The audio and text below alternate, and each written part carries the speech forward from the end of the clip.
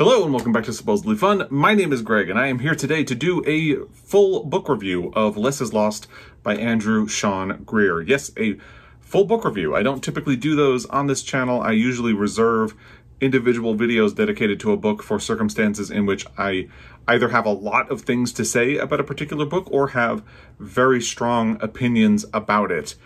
You have seen the title of this video, no doubt, at this point, so you can tell both of those things are true in this case. I have a lot of things to say, and I have a very strong opinion about this book. I did not like it at all. The reason I was interested in reading this book is that it is a sequel to the book Less by Andrew Sean Greer, which won the Pulitzer Prize for Fiction in 2018. I did a full deep dive about this book and what I think of it. I will put a link to it in the description box down below if you would like to check that out. And I'm going to incorporate some elements of that here because, interestingly, I think Less is Lost is intended to be a refutation of a lot of the criticism of the book Less, or things that people have said critically about the book in the years since it was published by people who did not like the book all that much, myself included. I think the book is fine. I do question whether or not it deserved to win the Pulitzer Prize for Fiction, and I do think it sort of accidentally stumbles into problematic or gross lines of thinking. It does not do anything egregious with those lines of thinking. I think it's just kind of oblivious of the way it accidentally stumbles into that territory. And you might be wondering, like I was, if a sequel to this book is necessary. Ultimately, I think Less is Lost proves that it was not necessary at all. We will definitely get into it. So as I said, this sequel seems pretty specifically designed to confront the less nice things people say about Less. But unfortunately, it does not do that in a clever or interesting way. And by the end of the book, it's gone from being naively unnecessary and reactionary to being actively terrible. Actually, not just by the end of the book. I should tell you right up front, I nearly bailed on this book multiple times in the first 100 pages. I very nearly did not make it all the way through. But I did, and we'll talk about it. So, the book Less is repeatedly described as a novel about a middle-aged gay man who is running away from his problems. That is the premise of the book. My initial concern with the book Less is Lost was that the plot description indicated that Arthur Less, the protagonist, was once again going to be going on the road after problems came up, which really seemed to imply that he was going to be running from his problems all over again. That is actually not the case at all. In Greer's first about-face, this time Arthur Less is going on the road to solve his problems. I should mention, I'm not going to go heavily into spoilers in this review, but there will be mild spoilers. So most of the review will not be spoilers, but there will be a couple of little references here and there. So if you want to read this book before getting into anything like that, just be warned. And there's no way to talk about this book without spoiling the ending of the first. So if you have not read Less and still intend to, definitely hold off until you have finished this already. There's really no way to talk about a sequel without spoiling the end of the first book. It's just the way it is, really. So the reason Arthur is going on the run to solve his problems is that Less is Lost opens with the death of Arthur's first lover, Robert Brown Byrne. And it's not a spoiler, it happens in the first chapter. Actually, Less is Lost opens with Arthur Less going for a blood draw from a phlebotomist described in an inexplicable level of detail as, quote, a bald Taiwanese, heavily tattooed, suffering a fresh heartache that has no bearing on our story, end quote. As part of a routine checkup, Arthur is wearing ludicrous clothing and for some reason has an existential crisis about how to label his relationship with Freddie Pellew. Freddie Pellew was his casual lover in the book Less of 9 years who had been set to marry someone else. That is one of the things that Arthur Less is running from in this book. The other is his impending 50th birthday. And then, again, because you really can't talk about a sequel without spoiling the original. At the end of the book, obviously, Freddie and Arthur got together. It is revealed that the person who narrates Les is Freddie Pellew, and he is waiting for Arthur Les at the end of his journey. So now they are together, and Arthur Les is having this wild, unexplainable crisis about how to explain their relationship. So when he is trying to put down his relationship to his emergency contact, he just writes uncertain. And already I'm rolling my eyes. And by the way, that tattooed phlebotomist will inexplicably factor into the novel's conclusion because I don't know why. It is frequently referenced in both books that Arthur Les gave his youth to Robert Brownburn because they met when Arthur was 20, they separated when Arthur was 35. And again, why is that important? Who knows? But it was Robert Brownburn who gave Arthur an entrance into the world of writing, setting Arthur off on his career, where we meet him in Les as a middling writer who is now middle-aged. Both the middling and middle-aged parts are profoundly important to Andrew Sean Greer because he has never met a bit of wordplay that he didn't love to hammer to smithereens. I'm going to be really mean about this book. I had a much more tempered conversation about Les in my Pulitzer deep dive because I think there are a lot of good qualities to it. I don't feel the same way about Les is Lost, so I'm going to be a lot more harsh in talking about it. So what does matter is that Brownburn has been foundational in Arthur Les's life and has filled many roles. Lover, friend, mentor, the one who got away. Les is Lost awkwardly adds another role. Father figure. Yeah, father figure. Because in our next bit of revisionist actuallying from Greer, it turns out that this novel wants you to believe that Arthur is not the pampered, privileged guy leading a life so charmed that he can just run away from his problems and stumble into a happy ending by dumb luck.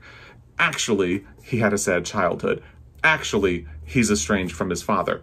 Actually, Robert Brownburn sheltered him so he wouldn't have to grow up. Because it turns out that Arthur Les has been living in the house that he used to share with Robert Brownburn. When they broke up, Robert left and Arthur just stayed and never paid rent and never talked to Robert about this arrangement, which means that they never came to an agreement about Arthur's claim to this house. To minimize the ickiness of Arthur just living in a San Francisco home rent-free for a decade, Andrew Sean Greer nicknames the house The Shack, and repeatedly refers to its small size and how almost claustrophobic it is inside. But that does not make the situation any more palatable because Arthur Les has been living rent-free in one of the most expensive cities in this country. And I guess just assumed that this would go on forever. Needless to say, it does not go on forever, because after Robert's funeral, his estate lets Arthur know that he owes them 10 years of back rent on the house, again cutely referred to as the shack, and if he can't pay in a month, Arthur and his current lover Freddie are going to be forced out. Conveniently, there's no mention of what is supposed to happen going forward if Arthur manages to make this payment. Like, is he just going to own the house if he pays the back rent? They don't really say. Freddie is understandably frustrated by this. It is yet another example of Arthur bumbling through life and refusing to take on actual adult responsibility. So the relationship status of Arthur and Freddie goes from being figuratively up in the air when Arthur does not know how to define their relationship on a medical form to being literally up in the air as Freddie questions his life choices, meaning Arthur, and Arthur tries to prove that he can be serious after all. This is something I find exhausting about romantic stories that get dragged out in sequels. It feels like the story starts getting stuck in cycles where the characters keep repeating the same beats to less impact. But in Les, Freddie was an abstraction until the end of the book, where it was revealed that he had been our narrator the whole time. In Les is Lost, out of necessity, he has become a full-fledged character who we know very well is framing the story for us. That doesn't sound like a big deal, but it is a fundamental change for the book. For one thing, Les works in part because even though Arthur is something of an insufferable idiot, the palpable adoration that our narrator feels for him makes it a lot easier to like him anyway. That doesn't work if the narrator agrees that Arthur is a bumbling fool.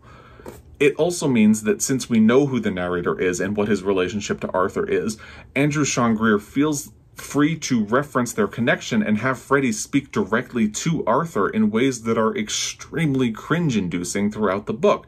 For instance, in one moment, Arthur is looking out at a bit of scenery on his trip across America that is described as lonely, only for Freddie to muse something like, "And I can't help but wonder, are you lonely, Les?" Gross. I don't like it. Another fundamental difference is that Les was episodic in structure. The problems that Arthur faced, meaning Freddie's engagement to another man and Arthur's fears about turning 50, were already underway when the book began. So we picked up as Arthur hit the road to run from those problems. Each chapter is a new destination in Arthur's world tour, promising a fresh start. Les is Lost chucks this out. Instead, we're with Arthur when he finds out about the things that are going to set him on the road, and the narrative is much more dependent on a through line as we move from place to place. It's another change that is not for the better, in my opinion. The second thing about Les is Lost that feels reactionary to criticism is that Les won the Pulitzer Prize, a literary award whose mandate is to reward an American author, preferably dealing with American life. Except Les is only about America and American life in that it portrays an American abroad, an idea that its fans have held up as wicked satire, although I don't think that argument holds much water. Again, I talk a lot about that in my Pulitzer Prize deep dive, which is linked down below. Les is Lost is overly focused on America as a concept, even though it does not ultimately have much to say about this country. You can feel the perspiration on every page as Andrew Sean Greer scrambles to make this a big, important book about the state of the country without actually getting into politics. Needless to say, nothing ever lands. And there's no way it could land because Greer does not actually want to grapple with the state of this country. Racism and homophobia are glanced at, but Greer assiduously avoids discussing the chasm between red states and blue states, or the idea that a lot of conservatives would vote to take Arthur Les's rights away from him. He never mentions Trump. He never mentions the pandemic, so this book is neither timely nor urgent. You could argue that he's going for timelessness, but it doesn't have that either. The most you get is a tiresome comedic approach to homophobia, which really offends me, when Arthur Les decides to wear Walmart Americana drag instead of his suit in order to look less like a gay person. I mean, actually, because Andrew Sean Greer thinks he's cute, Arthur wants to look less like a person from the Netherlands. He's not trying to look less gay, he's trying to look less like a person from the Netherlands. There's a recurring joke where people ask Arthur if he's from the Netherlands when they can't figure out if he's gay. There are a lot of recurring jokes in this book, including one about Celine Dion covering songs from metal bands. They all get exhausting pretty quickly. But the homophobia thing, that's a real fear in this country. There are places that people of color and queer people feel like they are not allowed to exist. There are places in this country where people of color and queer people feel like they can't go and where they need to get away from if they grow up there. That's a huge problem, and it's sad. Andrew Sean Greer turns it into a joke without a punchline because he doesn't actually want to say anything about it. The most Greer will do is make a joke comparing the relationship between the states to a marriage that has gone sour thanks to divided ambitions, compromises, and too many years of bitterness and resentment. Greer treats that like a mic drop. And sure, it's clever, but it's another joke without much of a punchline. He doesn't drop the mic so much as he just hurls it at the readers before running away, even though he didn't actually say anything. And don't get me started on how this book really often refers to Arthur Les as a Walloon. It's like Andrew Sean Greer learned a new word that he thought was funny sounding and which has a very specific meaning. So, like everything else in this book, he hammered it until it was dead. Anyway, Arthur and Freddie are meant to go on vacation to Maine at the beginning of this book, where Freddie has romantic things that he would like to do, things that he has been wanting to do for his whole life, and things that Arthur has been flagrantly and insultingly non-committal about. But now that Arthur is determined to be an adult for the first time in his life and prove to Freddie that he can fix this house situation, he's going on the road instead. He accepts a bunch of invitations that will bring in money so he can try to save the house before he hopefully meets up with Freddie in Maine. As an aside, it appears that Greer is intending to use this story to show that it isn't really Arthur's fault that he has not had to bear the burden of, life before. He was sheltered. And now that Brownburn is gone, there's no one to shelter Arthur Less from the world, so he's going to have to stand up for himself. The big problem with this is that the book, and I guess Andrew Sean Greer, are completely oblivious to the fact that most people have to learn how to adult in their 20s or 30s. Not having to do it until you're past 50 is still really not a good look. At all. Needless to say, chaos ensues, and it's all pretty awful. The plot feels desperate in a lot of ways, and the comedic tone is a big part of that. Less is Lost is trying very hard to amuse you, and you feel the strain on every page. One of the things that fans of Less most frequently throw back at me is the idea that it is really well written. And it is. I would challenge anyone to say the same thing about Less is Lost. The ham-handed plotting is so contorted. The way it moves around feels like nothing more than elaborate setups for Arthur Less to humiliate himself. I mean, imagine if the Final Destination movies, which famously use wildly overthought domino effects to kill off characters, was a comedy designed to humiliate instead of kill. It's like Greer just thought about funny scenarios and then manipulated the plot to make them happen. Get Arthur Less on a donkey, have him accidentally take a hallucinogenic, make him wear a poncho, get him to drive in a broken down RV, get his suit muddy and have him inexplicably not change or attempt to wash it for about 3 states. Make him wear Walmart clothing, have people keep telling him about a super beaver moon, get him in a car driven by a student driver, have multiple cases of mistaken identity, and more. It's exhausting. In one part, the book literally says, quote, "There is a lesbian noise, and Rebecca turns to look," end quote. Rebecca is Arthur Less's sister. When she turns, there's just a group of people gathering to look at the aforementioned super beaver moon. What is a lesbian noise, exactly? How did this group of people make one? I would love to know, but it doesn't matter. All that matters is it sounds funny and clever, unless you stop to think about it. And that is Less is Lost in a nutshell. Something that I find particularly interesting is that Less is Lost is quite a bit revisionist in its approach to several things. There are things that feel disjointed from what we were told in the first book. The most significant is that in Less, Arthur has a casual approach to sex. In my deep dive, I refer to this as refreshing because Less is unapologetically queer as a book, and it is a refreshingly candid portrayal of a white gay man of Less's age and his approach to relationships. It is not a universal experience in the LGBTQIA+ world, but it is the experience of a segment of the queer population, and it rarely makes it into books that escape the ghetto of the LGBTQIA+ fiction section in stores. So it's refreshing to see it portrayed in a book, and yet Less is Lost somehow portrays Arthur as something of a prude. It doesn't make sense.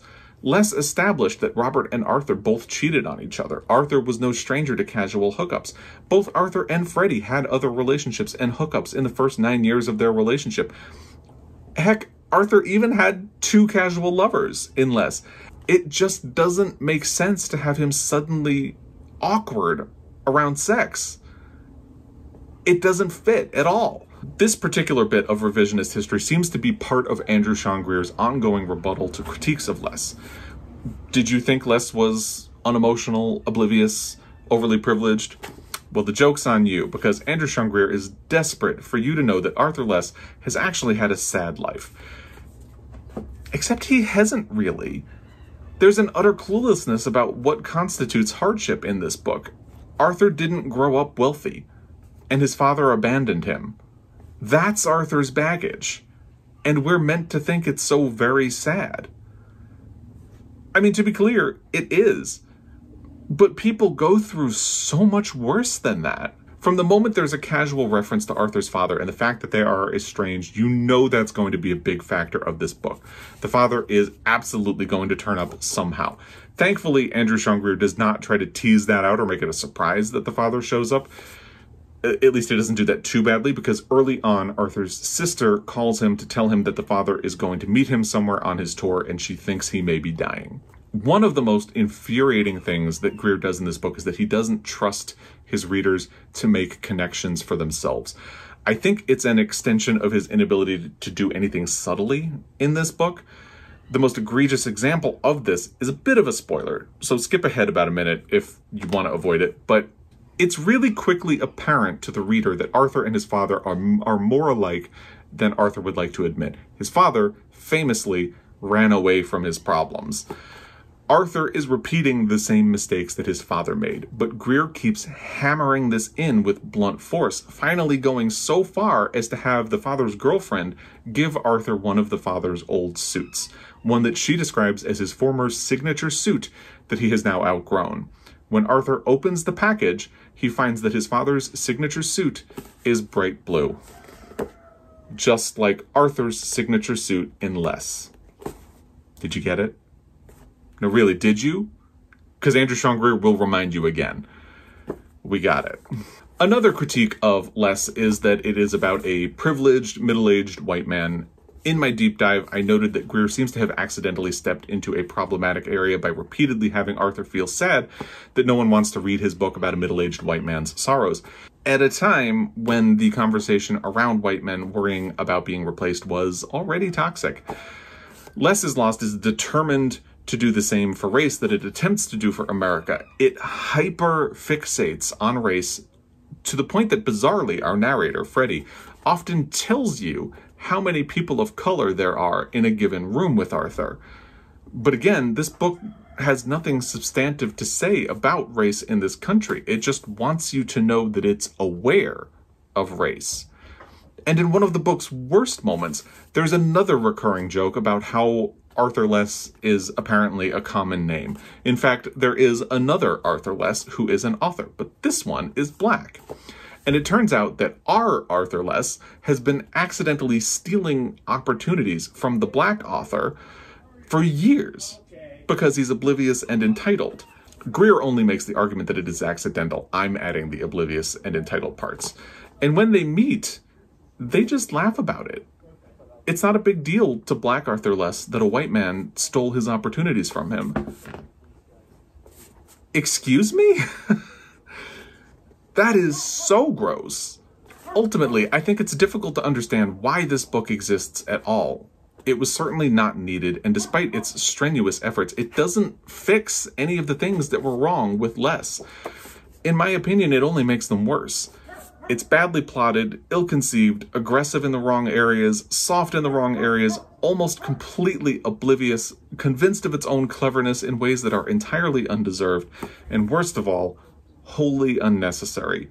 It does not add anything for fans or prove detractors wrong. It just is. Your mileage may vary. If you were a fan of Less, or more of a fan than I am, you will most likely enjoy this book, way more than I did. But I can't see anyone liking it as much as Less, or thinking it's anything other than a ham-handed mess, to varying degrees. I certainly can't see anyone believing that this book justifies its own existence. But I would love to hear what you think. If you have read this book, or if you're a fan of Less, I'm sure the Less fanatics are going to come for me about this. But I would love to hear what you think. Again, the book does not come out until September 20th. I'll have a link to where you can pre-order it if I haven't convinced you not to read it down below. But if you have read it, or if you're watching this after the book was released, I would love to hear what you thought. If you agree, disagree, please respectfully have a conversation in the comments, and I look forward to all that. As always, I really appreciate your time, and I will be back. Until then, happy reading.